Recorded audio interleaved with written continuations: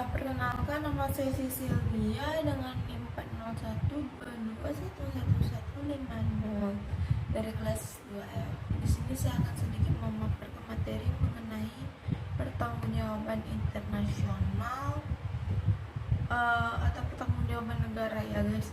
Jadi tanggung jawab negara itu sama kayak tanggung jawab nasional gitu sistemnya.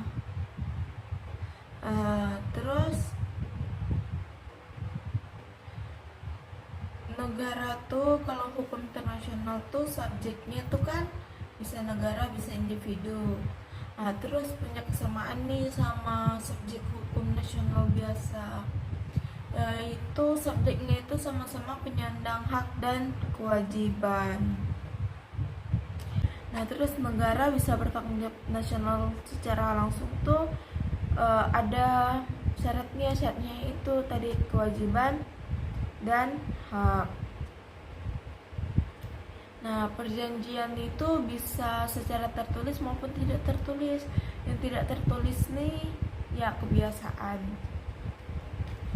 Nah terus muncul nih pertanyaan, ada kapal penumpang yang difungsikan menjadi kapal rumah sakit di Laut Merah untuk merawat korban-korban konflik Palestina dan Israel. Kapal ini sendiri berbendera kebangsaan Turki dan merawat 500 warga negara Israel. Kapal ini sendiri berbendera Turki. Nah, pada malam 1 Juni 2022, kapal ini diserang oleh tentara Israel. Kemudian serangan ini menewaskan 20 kru kapal yang berkebangsaan Turki dan Jerman. Kira-kira apakah negara Israel tersebut bisa dimintai pertanggungjawaban? Kalau bisa, di mana diadilinya?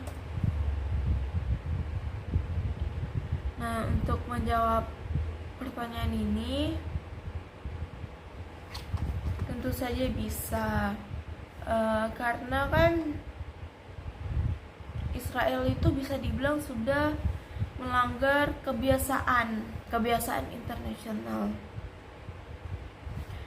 Seperti yang kita ketahui bahwa perang itu kita itu tidak boleh menyerang sebelum menyatakan perang. Itu sama saja melanggar peraturan internasional.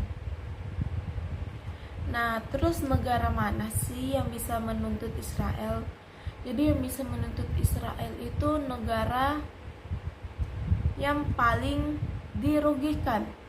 Dalam konteks ini berarti yang paling dirugikan itu adalah Turki dan Jerman, karena kapalnya berkebangsaan Turki, terus krunya juga ada yang berkebangsaan Turki, serta Jerman juga bisa.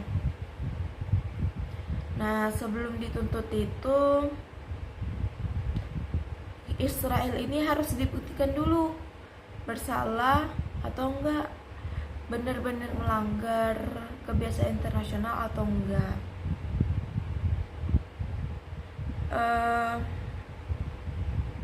Kemudian kalau kita tuntut si Israel, tuntutnya di mana? Nah, tuntutnya tuh di Pengadilan Hukum Internasional. Jadi Mahkamah Internasional itu adalah salah satu perlengkapan PBB yang berkedudukan di Den Haag atau Belanda. Den Haag tuh maksudnya suatu daerah di Belanda. Para anggotanya terdiri atas ahli hukum terkemuka, yaitu 15 orang hakim yang dipilih dari 15 negara berdasarkan kecakapannya dalam hukum, dan masa jabatan mereka itu 9 tahun. Nah jadi intinya tuh si Israel tuh bisa dituntut karena sudah melanggar kebiasaan internasional, yaitu menyerang sebelum menyatakan perang.